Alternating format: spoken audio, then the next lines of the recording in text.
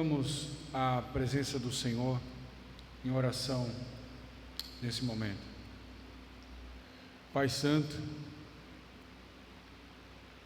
nós o louvamos por essa rica oportunidade de estarmos juntos para estudarmos a Tua Palavra.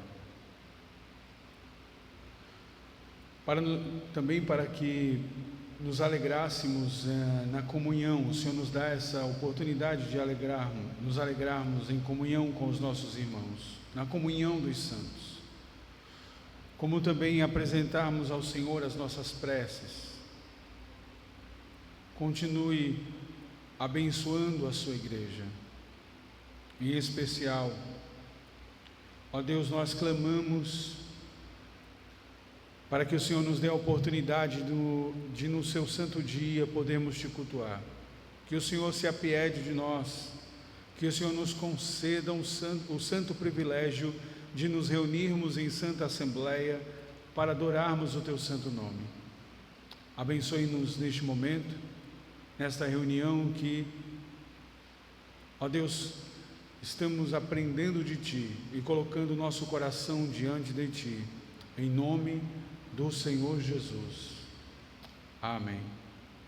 Amém. Queridos irmãos, o estudo bíblico de hoje prosseguirá com o mesmo tema que nós temos feito quarta-feira, que é o nosso desafio como membros da igreja.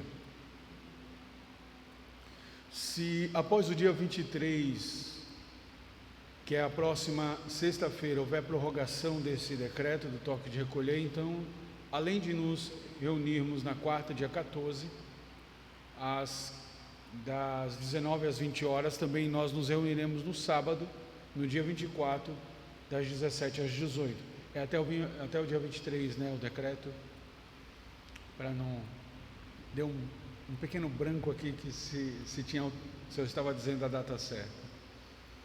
Hoje daremos essa continuidade ao estudo bíblico no livro do Dr. Joy Bick, Lutando contra Satanás, conhecendo suas estratégias, fraquezas e derrotas, que retomamos na quarta-feira. Para aqueles que não puderam vir e para os irmãos também da Igreja de São Gonçalo, o estudo da quarta passada está disponível no canal do YouTube da Igreja Presbiteriana da Esperança, e lá temos um resumo contextualizado do que ensina o livro.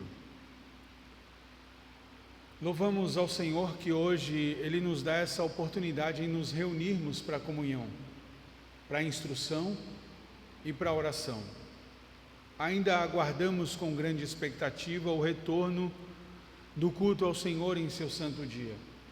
Quero aqui dizer, antes de nós iniciarmos nosso estudo, fazer um adendo, é que estaremos em mais alguns encontros finalizando esses estudos sobre o livro do pastor Joy Bick, e nós queremos estudar o porquê frisamos tanto sobre a guarda do dia do Senhor. Usaremos como base o livro de estudos, o Dia do Senhor, do pastor Joseph Piper. Eu acho que está em casa, não está aqui, eu procurei aqui para trazer para os irmãos verem, mas não está aqui nos meus livros. A igreja cristã dos nossos dias tem ignorado princípios basilares da fé. Entre esses princípios está a guarda do quarto mandamento, a guarda do dia do Senhor. Permita-me continuar falando um pouco mais sobre isso. Nossa doutrina é pautada em uma interpretação consistente da Escritura. Não temos dúvida da importância do ensino oriundo dos nossos símbolos de fé. Sermos orientados por esses documentos nos traz clareza do pensamento ao qual pertence a nossa fé reformada.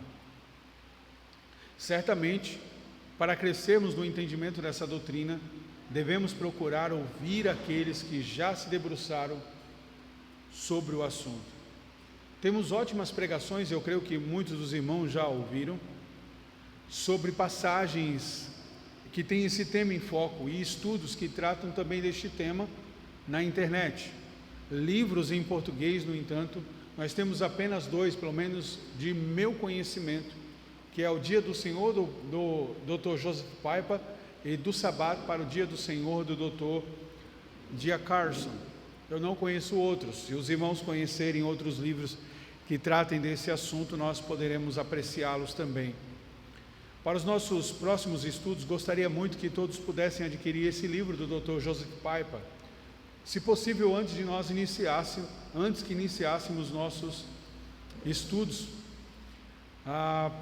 para que ao ler antecipadamente esses estudos, sempre pudesse auxiliar nas ponderações pessoais quando os irmãos estivessem lendo, tivessem as suas dúvidas e trouxessem as suas dúvidas para as nossas aulas. Infelizmente eu não poderia emprestar o meu, porque eu estarei preparando os estudos, então eu recomendo que os irmãos possam adquirir um. É excelente, é pequeno, mas traz de maneira objetiva, com base em toda a Bíblia, tanto nos textos veterotestamentários como nos textos neotestamentários, a importância da guarda do dia do Senhor.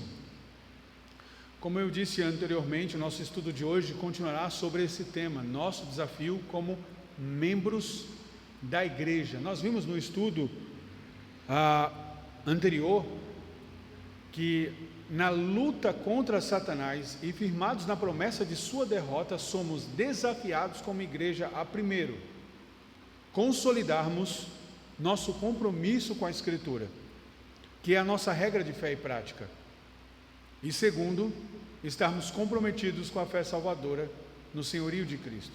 Hoje, continuaremos a olhar para o nosso desafio que, primeiro, a igreja deve estar comprometida com a reforma. A igreja deve estar comprometida com a reforma.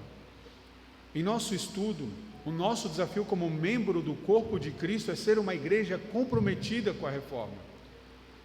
Com certeza os irmãos já ouviram esse lema: igreja reformada, sempre se reformando.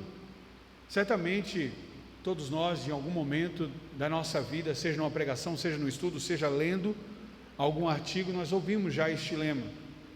A igreja do Senhor Jesus deve estar em contínua atenção para ser sempre reformada. Cristo instruiu os seus discípulos que estivessem sempre em vigilância. Eu quero convidar a que abríssemos nossas Bíblias no Evangelho de Marcos, no capítulo 13, e no versículo de número 33, nós pudéssemos ler as palavras do Senhor Jesus, direcionadas aos seus discípulos, quanto a que eles estivessem sempre em vigilância. Evangelho de Marcos, capítulo 13, versículo 33.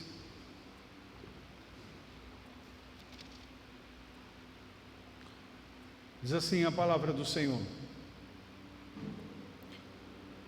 estai sobre aviso, vigiai e orai, porque não sabeis quando será o tempo. A recomendação de Cristo aqui a seus discípulos era que estivessem prontos espiritualmente e vigilantes em oração. Essa é uma necessidade premente, essa é uma necessidade urgente da igreja dos nossos dias. No século XVI, a igreja lutou bravamente em meio à apostasia em que ela estava majoritariamente vivendo.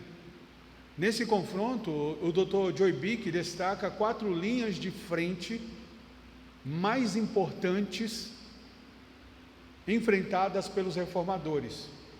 Quando eu digo linha de frente, só para poder contextualizar, que aqui o Dr. Joy Bick utiliza a figura, a ilustração de que nós estamos numa guerra, ou seja, estamos lutando contra Satanás. Então, quais são as linhas de frente? As linhas que estão dando acesso ao combate, ao confronto mais próximo do inimigo. Nesse estudo, portanto, nós abordaremos apenas 2 primeiras linhas de frente dos reformadores. E no próximo estudo daremos continuidade a essas outras 2 no campo da batalha como igreja do Senhor. Na primeira linha de frente estava a reforma do culto.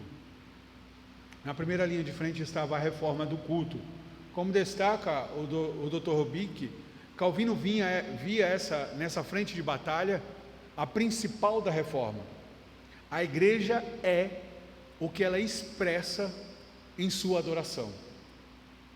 Dessa forma, a batalha foi na busca de uma adoração simples, em que seus princípios estavam alicerçados nas Escrituras, e que naquele tempo a adoração necessitava, de maneira veemente, de reforma. Essa reforma deveria buscar uma adoração em espírito e uma adoração em verdade. Não é isso que o Senhor Jesus Cristo diz em João capítulo 4, versículo 24, quando Ele está conversando com a mulher samaritana, e Ele aborda ela, e diante dessa conversa, ela tenta desviar o assunto, e pergunta para o Senhor Jesus onde é que se deve adorar, porque os samaritanos diziam que era um lugar, os judeus diziam que era em outro lugar, e o Senhor Jesus responde: Deus é Espírito, e importa que os seus adoradores o adorem em espírito e em verdade. No livro Adoração Reformada, do pastor Terry Johnson, ele diz que a adoração que é de acordo com as Escrituras tem dois lados, e devemos tratar ambos os lados de maneira correta. Ao lado do coração, da adoração, que é em espírito, e ao lado do conteúdo e da forma, que é em verdade. Ambos são necessários, ambos são ordenados.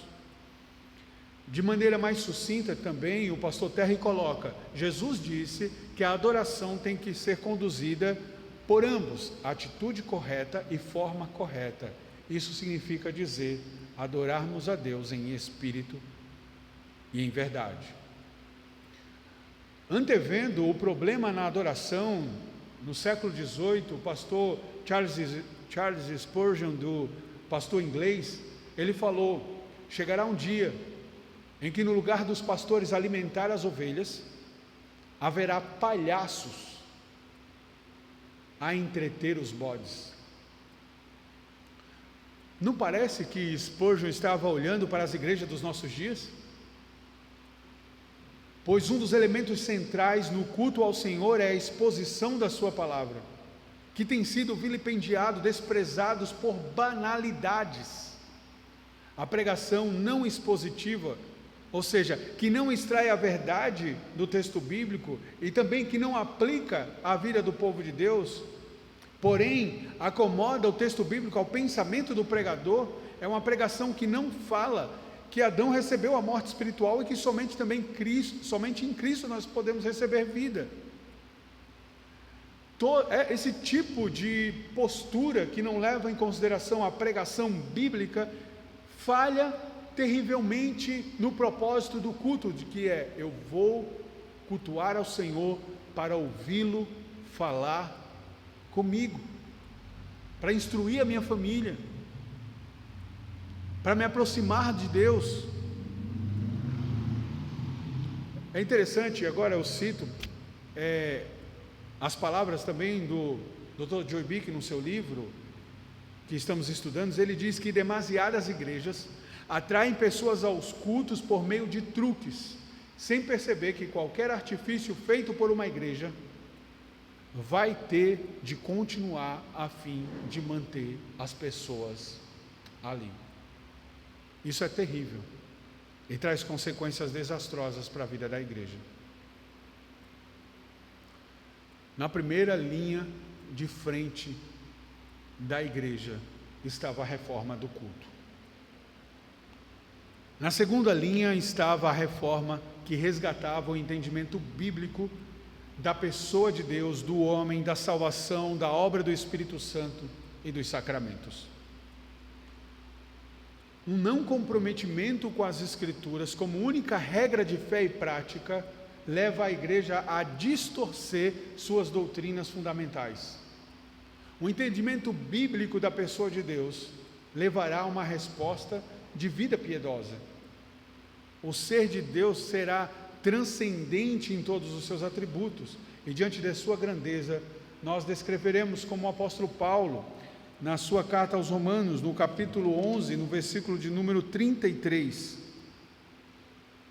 Carta de Paulo aos Romanos, capítulo 11, versículo 33, que nos diz: ó profundidade da riqueza, tanto da sabedoria como do conhecimento de Deus, quão insondáveis são os seus juízos e quão inescrutáveis os seus caminhos.